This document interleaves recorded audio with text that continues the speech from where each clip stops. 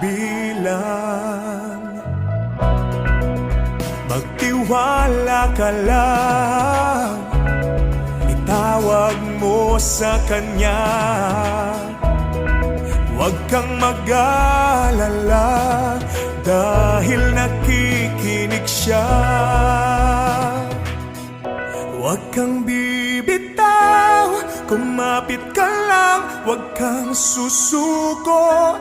Ipaglaban mo ang katotohanan, ituloy ang laban. Huwag kang hihinto, ituloy ang takbo, huwag kang mapagod. Tayo ay maglalakbay sa daan ng buhay, kasama ang Diyos na lumalang